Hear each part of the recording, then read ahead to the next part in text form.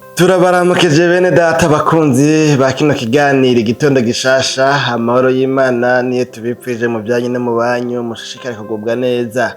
Birashoboka yuko uyu munsi bitameze neza bivanye n'ivyo uri kuracamwo, bivanye n'intambara, bivanye n'amageragezwa, bivanye n'ibihe bitoroshe, ibihe bigoye umaze iminsi uri kuracamwo, ariko mugabo wihangane kandi ubandanye urugendo, ushishikare urwane intambara, ushishikare usatire. Niko abandi bakunda kuvuga ngo nugusatira, no kuvuga kuguma wataka mu buzima bwawe bwa misi yose n'ivyo ukora, ntucike inkokora mu buzima. Niko bimeze, uyu munsi biraba nabi ejo bikamera neza, uyu munsi urahura n'ibibazo ariko ugasanga Imana yahinduye amateka. None rero nuko abariko baraca mu bibazo bitandukanye tubipfurije gutabagwa, tubipfurije kurwana munesha intambara muriko muragwana, tubipfurije kuroranirwa mu buzima bwanyu bwa misi yose. Muteramye na Jewe janje, Imana irambona nkuko mubimenyereye, nkuko mubibona, nkuko muvyumva. Kuri mwebwe musanzwe mumenyereye bino biganiro vyacu bisanzwe bitambutsa kuri runo rubuga rwitwa Ntamvuridahita TV. Aho dusanzwe tubashikiriza ikiganiro arico ciki nyene citwa igitondo gishasha, ariko mugabo kandi turafite n'ibindi biganiro duhora tubashikiriza. Ikiganiro umutima w'ubugingo naco nyene kivugamwo ijambo ry'Imana n'iyobokamana, inyigisho zitandukanye bivanye n'izo tuba twateguye, tukabona ko dukwiye kuzicisha muri ico kiganiro umutima w'ubugingo. Hanyuma kandi hariho n'ikindi kiganiro tumaze kubashikiriza akatari gake, ni ikiganiro kivuga ku magara y'abantu, inyigisho ntungamagara bivanye n'ico tuba twateguye kugira ngo tubashikiriza. Hariho n'ibindi biganiro muri kazoza twiteze kuzobashikiriza, ariko bitarakunda bivanye kumbure natwe n'ibihe tukirimwo, bivanye n'imyanya n'ingene nyene bijanye na kino gikorwa bisanzwe bitunganijwe. Novuga ngo iracari service minimum, turacakora ivyo duhambije bivanye nyene na disponibilité y'umwanya. None rero mfise ijambo ry'Imana, singomba kubatebera, singomba kubarambira. Mfise ijambo ngomba ko dusangira tubona mu gitabo c'uvugishwa n'Imana Yesaya igice ca 57 tuja dusoma umurongo wa 15. Novuga ngo wose ni wowe nyine mbere aho tuza kuvugana ko ijambo ry'umutwe aho hantu rivuga ngo Imana ibana n'ufise umutima umenetse. Imana yacu nihimbaza. Umuca mwumva iri jambo tugomba kuvugana riraha nyine muri rino jambo ry'umutwe rivuga ngo canke amajambo haravuga ngo kuko ariko imwe iri hejuru isumba byose igize, iba ahatazoshira, izina ryayo ni uwera, itimba hejuru ahantu hera, kandi mbana n'ufise umutima umenetse wicisha bugufi, kugira ngo mpembure imitima y'abicisha bugufi, mpembure n'abafise imitima imenetse. Imana yacu nihimbazwe. Bene data bakunzi ba kino kiganiro igitondo gishasha, nano majambo ngomba ko dusangira muri kino kiganiro cacu igitondo gishasha. Aya majambo ngomba ko dukuramwo iri jambo rivuga ngo Imana ibana n'ufise umutima umenetse. Imana yacu nihimbazwa. N'amajambo dusomye muri kino gitabo c'uvugishwa n'Imana Yesaya kandi nizera yuko abatari bake mumaze kumenya ibitari bike canke mu kumva n'amajambo atandukanye yoba amaze gusomwa no kwigishwa ko muri kino gitabo ca Yesaya. Mu biganiro vyarenganye hari hano navuze yuko bitoroshe gusenga mw'ishengero ryemera Yesu Kristo ko ari we mwami n'umukiza mu bugingo bwaryo, hanyuma ngo hahere umwaka wose hadasomwe n'imiburiburi basi rimwe mu mwaka ijambo rikuwe muri kino gitabo ca Yesaya. Kubera iki? Kubera Yesaya ni umwe mu bavugishwa, abasesanguzi mu vya Bibiliya bo bavuga ngo les grands prophètes, abavugishwa bakuru. Kubera iki? Kubera ko bavugishijwe vyinshi. ibitabo vyabo bigizwe n'amashapitire menshi, bigizwe n'amajambo menshi. Imana yaraguye ubuvugishwa n'ubuhanuzi yabacishijemwo buba bwinshi, bavugijwe ku bintu vyinshi.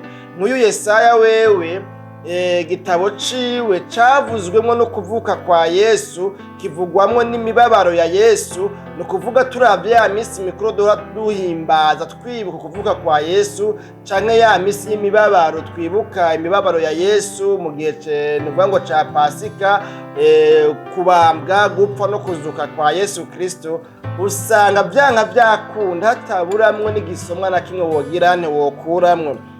Hanyuma kandi uyu Yesaya ntitugomba kuvuga birebire gose igitabo ciwe bimeze uko bimeze kuriya, ariko mugabo arerekana yuko mu vy'ukuri ari igitabo navuga ngo ari Bibiliya inyegejwe muri Bibiliya nyene, kubera ko igitabo cuvugishwa n'Imana Yesaya kigizwe n'amashapitire 66, mu gihe ino Bibiliya yose uhereye mu gitabo ca mbere kiyitangura gushika mu gitabo ca nyuma usanga harimwo ibitabo 66. Ni ukuvuga rero Bibiliya irimwo ibitabo 66, kimwe muri ivyo nico conyene kirimwo amashapitire neza na neza 66.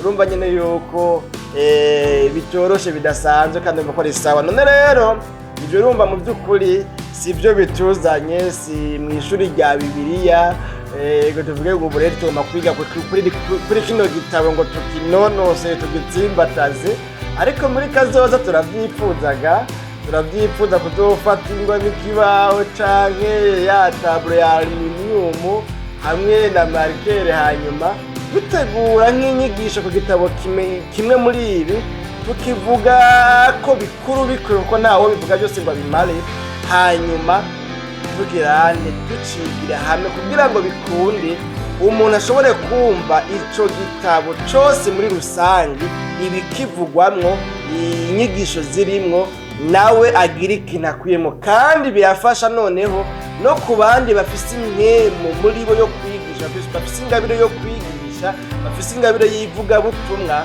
kugira ngo igitabo acumve muri rusangi, hanyuma nawe umunsi yoba ariko arabyigisha ahandi aheza avyikoreka. Kubera nanje ubwanje ku ruhande rw'iwanje ngenda mfashwa, nkongera nkafashisha abandi ibyo nafashishijwe nkuye mu bandi bagiye barigisha.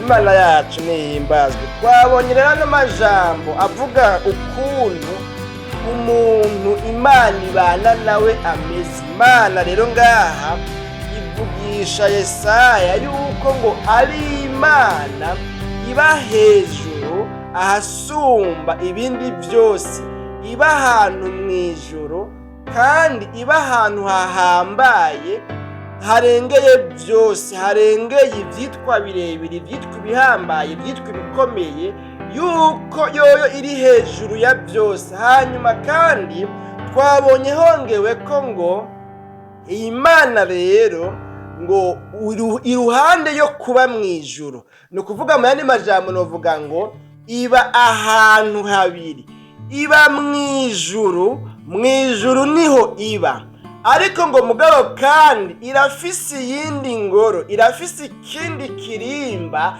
ino mw'isi ishobora kubamwo.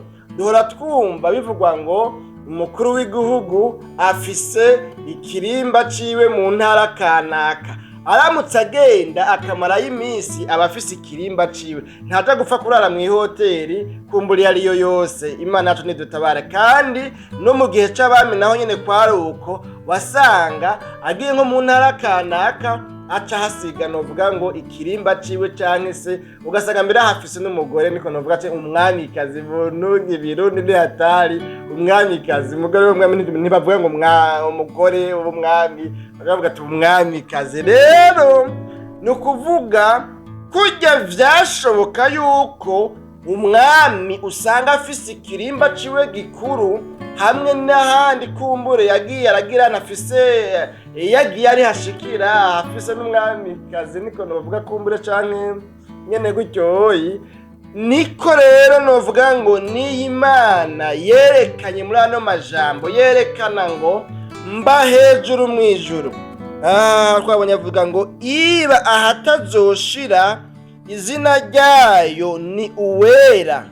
Igize iti rero ngo mba hejuru ahantu hera, kandi si honyine mba, ariko ndafise ahandi hantu mba mu bantu bafise imitima imenetse, mbana n'ufise umutima umenetse wicisha bugufi. Imana yacu nihimbazwe.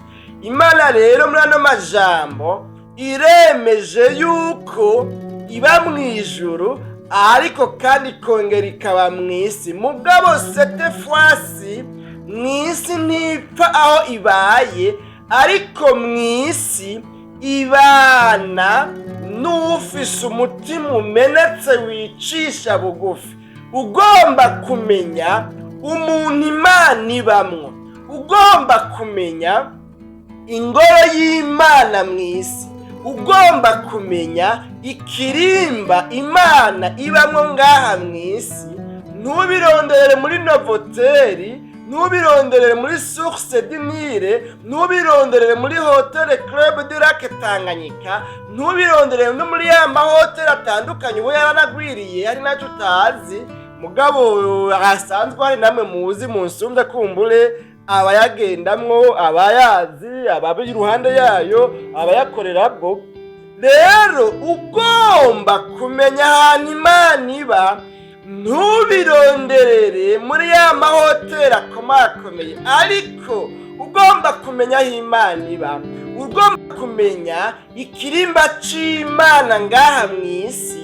Reka kugenda ibukuru, reka kugenda hariya mu bategetsi, reka kugenda hariya nova ngo mu ngoro y'amakoraniro mu Kigobe canke n'ahandi kumbure hatandukanye. Reka kugenda mu kigo ndangamico c'abafaransa, reka kugenda kumbure muri Palais des Arts, reka kugenda kumbure ahandi. Ahubwo nimba ugomba kubona ahantu Imana iba, nimba ugomba kumenya inzu Imana ibamo ngaha mu isi, rondera umuntu afise umutima umenetse, umutima woroshe, umutima wicisha bugufi, umutima utigira agahambaye, umutima utigira jokone, umutima utigira ngo jewe ndi kibirengeye, umutima utuzuyemwo ubwibone no kwiyemera ku bandi, umutima woroshe, umutima uciye bugufi. Niwo mutima Imana yemera kubana nawo, niwo mutima Imana yemera kubamwo. Muyandi majambo, umutima ukomantaye, umutima wuzuyemwo akanyaro, umutima wuzuyemwo amanyama, umutima wuzuyemwo kwihambaza, ukwigira agahambaye, ukwinantaza, ukudadarara k'umutima, ukwigira nyine ikintu cy'igihangange, umutima wuzuyemwo gucinyiza abandi, umutima wuzuyemwo kwiyemera ku bandi. Uyo mutima ntibikunda kw'Imana iwubamwo, ariko umutima umenetse badiyo, umutima uciye bugufi, umutima wiyoroheje. Uyu mutima Imana iravuze mu ijambo ryayo ngo uyu mutima niwo jewe Imana mbamwo. Ntiwiyumvire ngo n'ahandi hantu kumbure hari sophistique mba, ariko mba muri uno mutima uciye bugufi, kandi uyu mutima umenetse, uyu mutima woroshe. Imana yacu nihimbazwe. Bene data bakunzi ba kino kiganiro igitondo gishasha cuno musana nare n'amajambo ntumbereye kuvuga ku mutima umenetse, ko umutima umenetse ari ikintu gihambaye cyane mu maso y'Imana. Umutima umenetse ni ikintu cy'agaciro imbere y'Imana. Umutima umenetse ni kondisiyo idasanzwe Imana isaba umuntu iyo aje yipfuza kubana n'Imana. Umuntu yipfuza ko Imana ibana nawe, umuntu yipfuza ko Imana iba muri we, uyu muntu agomba kugiriranira imigenderanire myiza hagati yiwe n'Imana, uyu muntu agomba yuko Imana ironka ikibanza muri we, uyu muntu agomba gukorana n'Imana, nihaba hariho umuntu agomba gukoreshwa ibikomeye n'Imana, kimwe mu bintu bihambaye cyane uyu muntu asabwa ni ukugira umutima umenetse. Kubera iki? Umutima umenetse urava ku izima. Umutima umenetse si bashira iyo nshize. Umutima umenetse nuvuga ngo jewe iyo nshize ntibakurayo. Umutima umenetse ntiwigera ubona yuko umengo ukuri kwawo niko kuri. Umutima umenetse ntiwigera ubona ko umengo wowo uri hejuru ya byose. Oyayi, umutima umenetse uba umutima woroshe, umutima wiyoroheje, umutima uciye bugufi. Kandi umaze kuba umutima uciye bugufi, bituma uyu mutima umenya ngo hejuru ya jewe hariho ibindi binsumba, hariho ibyo ntazi, naho hariho ibyo nzi, hariho ibyo ntazi. Kandi hejuru ya jewe hariyo umuremyi yaramye ijuru n'isi, kandi hejuru yanje hariho abandi bazi ibisumba ibyo jewe nzi, kandi hejuru yanje hariho ukuri gusumba ukuri kw'iwanje. Simbayeho nk'aho umengo isi yose igendera ku kuri kw'iwanje. Duhora tubona mu kibano cyacu, mu bo dusenga hamwe, mu bo turirimbana, mu bo dukorana ibikorwa bitandukanye, ugasanga hariho umuntu niyo muri mu nama, niyo muri ko muraganira, wewe yerekana ko umengo iryo avuze n'iryo nyene, umengo niwe ashiraho point final, ukamengo we novuga ngo ahubwo niba ariganza. Ugasanga ni umuntu w'ingare, ugasanga ni umuntu yiganza ku buryo wahavugira ngo niwe afise imfunguruzo z'ijuru. Niyo ariko aravuga naho ryoba n'ijambo ry'Imana, ugasanga ashiramwo amanyama yiwiwe, ashiramwo akanyaro kiwiwe, ashiramwo kameremere yiwiwe. Uri kuramwumviriza ukumva uyu muntu yuko iwe mu nzu iwe atawundi muntu yomukoreramwo, atawundi muntu yomuvuguruza, kuko yumvikanamwo akantu ko kuduza igitugu. Mwene abo usanga no guca bugufi badaca bugufi. Mwene abo ntuzokwigera wumva avuze ngo pardon, ntuzokwigera wumva aciye bugufi. Kandi nimba adaciye bugufi, nimba adashobora kurokonesa nawe ko ari umunyantege nke, nimba adashobora kumenya neza ngo atahure amenye aho intege nke ziwe zihagaze, ashobora no kuvuga ngo mumbabarire ndi umuntu nanje birangora, aha hantu nacumuye, aha hantu nakosheje. Uyu muntu naho yoba yitwa titre muri ya matitire akomeye, naho yoba kumbura ngira ngo ari umu archevêque, naho yoba ari muri bamwe ngo n'ababishop, n'abapasitori, n'abapotre, n'abasenzi bakoreshwa ibikomeye, ariko niwakurikirana ugasanga uyu muntu yuzuye akanyaro, yuzuye kameremere yo kwiyemera, yuzuye kameremere y'ubwibone, yuzuye akantu ko kuduza igitugu. Uyu muntu adafise umutima umenetse, adafise umutima woroshe. Ntuze wite ku izina yitwa, ntuze wite kuri ya rutara ahagazeko, ntuze wite ku byo kumbura yoba ahora akoreshwa, kuko ibyo yokoreshwa byose naho byoba ibitangaza, ariko atarimo izi karakterisitike Imana ivuga ngo jewe mbana n'abameze gutyo, arahakwa kuba nk'inkorofani ikora igakorera ubusa, ntironke ingero y'ibyo yakoze. Imana yacu nidutabara. Imana rero ivuze ngo mbana n'abafise umutima umenetse kandi wicisha bugufi. Muntu w'Imana ukurikiranye kino kiganiro igitondo gishasha, nzanwe no kukubwira ngo ukwiye kuba ufise umutima umenetse. kimwe mu bintu bigukwiye, kimwe mu bintu bikubereye, kimwe mu bintu ukwiye kurondera, kimwe mu bintu ukwiye guharanira, ukwiye kurondera ubudahumeka ngo ugire umutima umenetse uciye bugufi. Imana yacu nidutabare. Ngaho rero twabonye amajambo akurikira yavuze ngo kugira ngo mpembure imitima y'abicisha bugufi, hanyuma kandi ngo mpembure n'abafise imitima imenetse. Imana yacu nihimbazwe. Mu yandi majambo bivugwa ngo igituma mbana n'abafise iyo mitima nuko ibihe vy'impemburo vya jewe Imana ndabitumbereza ku bafise imitima iciye bugufi, kandi nkabitumbereza ku bafise imitima imenetse. Abantu bafise imitima imenetse iyo ndababonye jewe Imana ncanza nkaba muri bo, ncanza nkaba mu mitima yabo, imitima yabo icihinduka uburaro bwanje, ncanza nkaronka ikibanza niberamwo.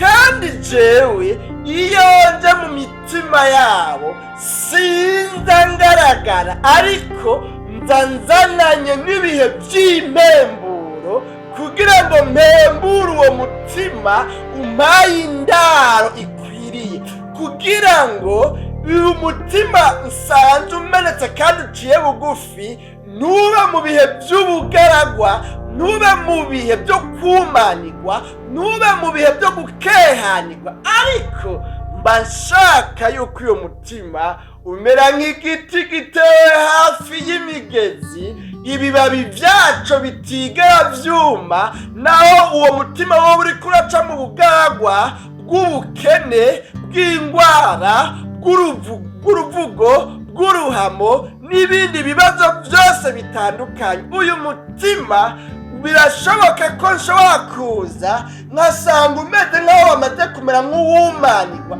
ariko ndawushitsemo kuko ndawuronsemo ikibanza ca ndawuha ibihe vy'impemburo. Imana yacu nihimbazwe. Bene data bakunzi ba kino kiganiro igitondo gishasha tunda musi, none n'ano majambo ko kuvuga menshi atariko kuyamara, none tugomba tugarukiza ngaha rero. Sinzi rero wewe ibihe urimo, ushobora gusanga ufise umutima ukomantaye umeze nk'ibuye. Wewe uri bugabo bwigaba, wewe novuga ngo uri intagondwa. Nari kuvuga ngo intagondwa yo kwa Usama Ben Laden canke intagondwa yo kwa ya Al-Qaeda n'abandi, ariko reka mvuge ngo uri intagondwa ya shetani, kubera ko ufise umutima ukomantaye, ufise umutima udaciye bugufi, ufise umutima utamenetse.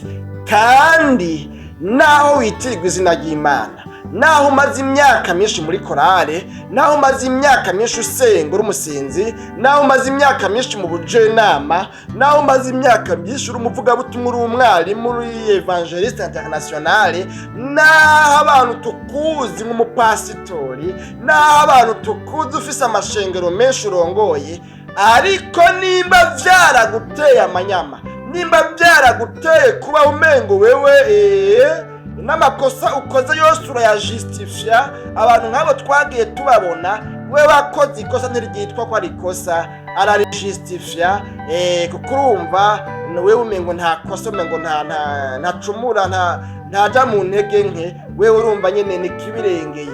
Ugasanga umuntu aragukomeretsa neza neza, ugasanga igikomere ukomerekejwe n'uwitwa yuko kumburengera ngo ari umukizwa, ari umukozi w'Imana, ugasanga gisumvya ubukari n'ububabare ico woba warakomerekejwe n'umupagani hariya yasanzwe. Ugasanga uhuye n'uwiyita umukizwa mugabo atari umukizwa, ugasanga wotumubura n'umupagani. Imana yacu nidutabara. Ariko mugabo kugira umutima umenetse ni nkenerwa kugira ngo Imana ikubemo, kandi Imana itakubayemwo ivyo wokora vyose sinzi ko novuga ngo birafise ahantu biriko birandikwa kubigo uzobironkera ingero. Imana yacu nidutabare. Mperuka kubonana n'umukozi w'Imana umwe w'umupasitori mw'ishengero kanaka, mbere nta n'iryo nzi izindi iryo shengero, ariko mugabo nzi gusa ko ari umupasiteri kandi abimazemo igihe kitari gito. ntitwari duherukanye, tumaze imyaka yoba iriko irarenga 4 tutabonanye, ariko mugabo kuko niyo myaka tutanavugana, wanashaka tutanavuganye, arambwira ngo jewe umbabarire, araca bugufi, twari kumwe n'abandi bantu kandi yambereye icigwa, kandi nsanga mu by'ukuri abantu nitwebwe twigirira nabi. Umuntu aciye bugufi akagira umutima umenetse, uretse inyungu bizana nta ruhombo na rumwe bizana, kuko ya titre umuntu ntayitakaza, ya poste ca kibanza umuntu yari yicayemwo ntagitakaza, kandi nta kiyo na kimwe kivako.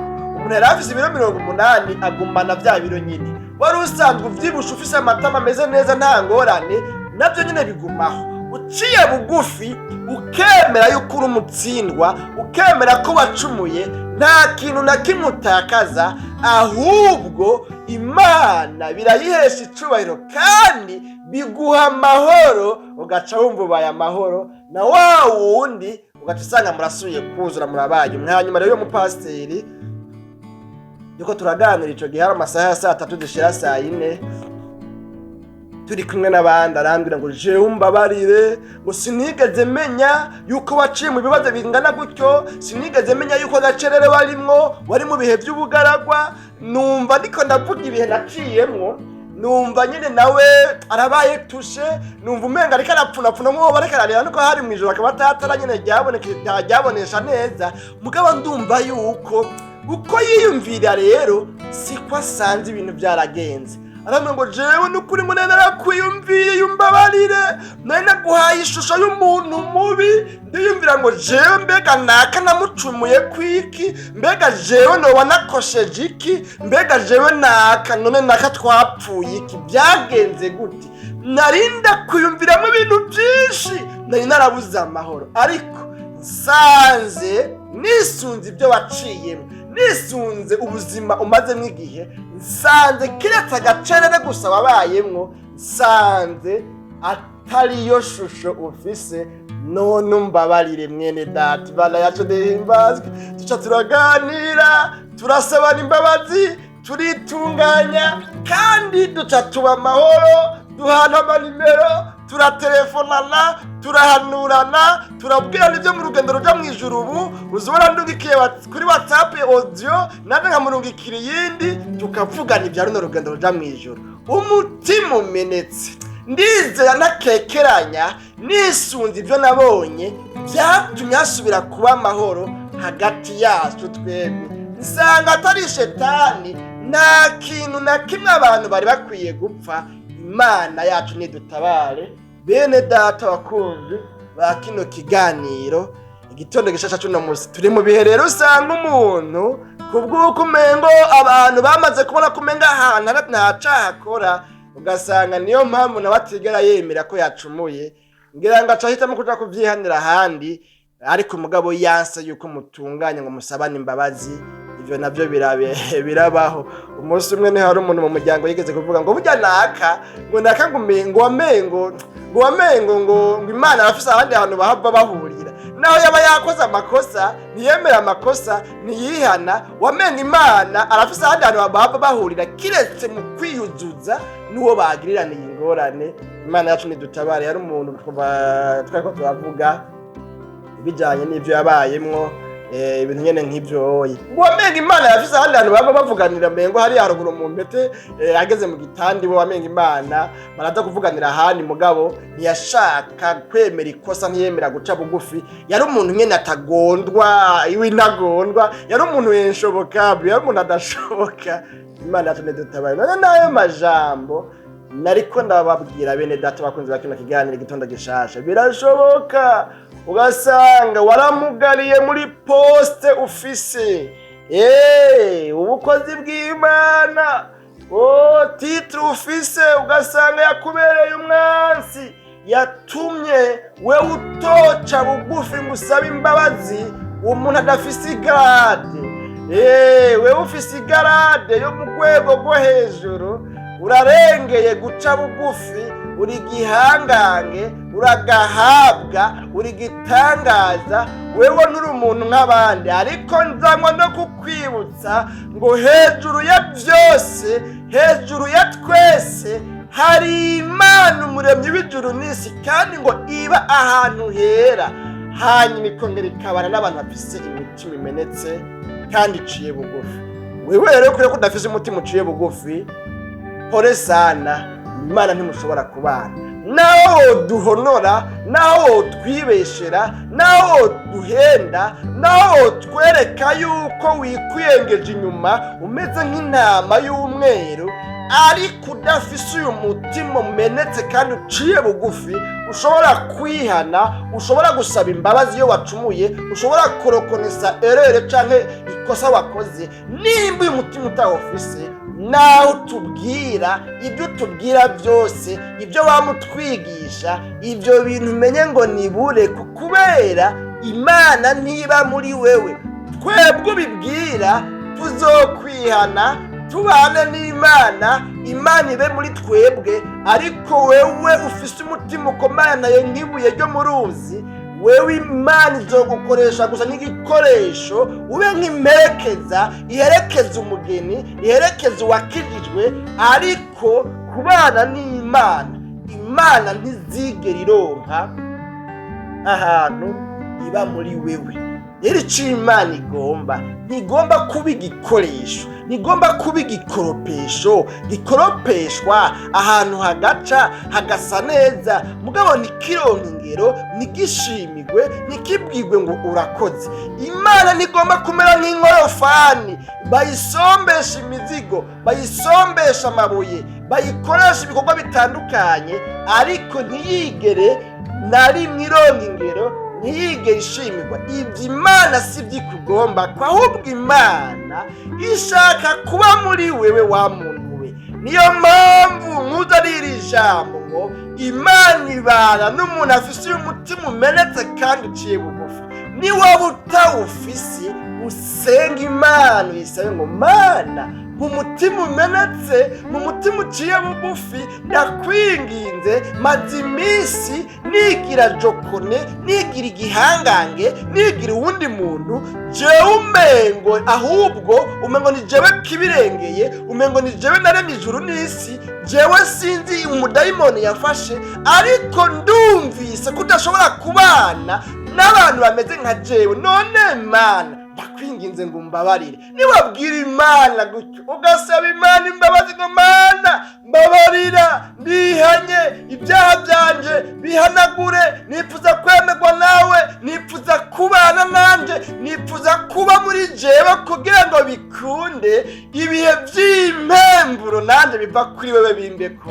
Imana icikugirira neza, uca wumva imbizi z'amazi y'ubugingo zongera kwiburuka muri wewe, kuko Imana izobigarutse ahayo, Imana izobigarutse mu mutima wawe, Imana izobironsa ikibanza ibamo muri wewe. Uca wongera kumva mpemu yera, uca wongera kumva umunezero, uca wongera kumva uri mu bihe byiza, ibihe by'ubugaragwa warimwo uca wumva biheze, uca wumva uri kumwe n'Imana, uca wumva ata kintu kenye, uca wumva atacubuze.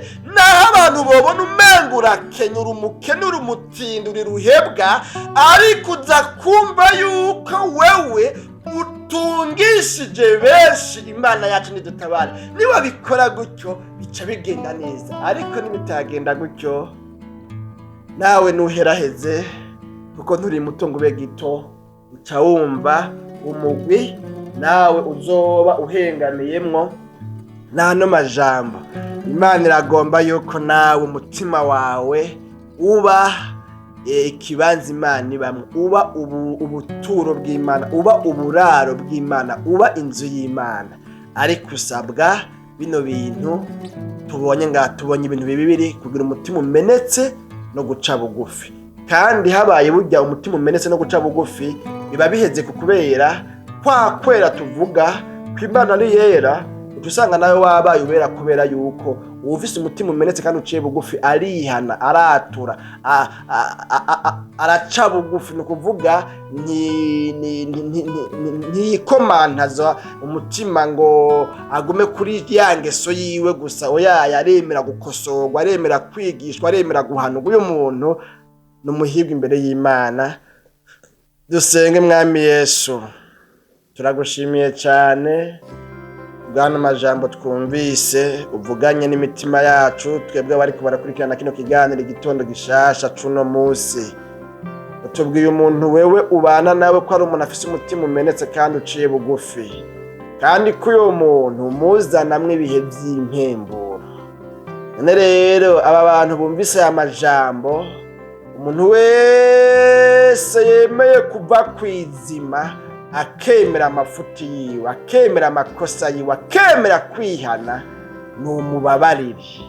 Hanyuma ko yemeye kugira umutima umenetse, ko yemeye kugira umutima uciye bugufi, nawe nubane nawe, akubere uburaro ubamwo, akubere ikirimba, akubere ingoro ubamwo ino mw'isi. Urakoze ibisigaye umuzane kw'ibihe by'impemburo, umubere inyishu, umubere umutabazi, umubere umukiza, umubere Imana maze byose muri byose na hose, mw'izina rya Yesu. Ibyo ariko arahura nabyo bimubabaza, bimugora, bimuruhisha, nubitorere inyishu ubikemure. Urakoze, ibyo ugomba byose bishishikare kuba mw'izina ryawe gera Kristo Yesu, no tubyizeye. Amen.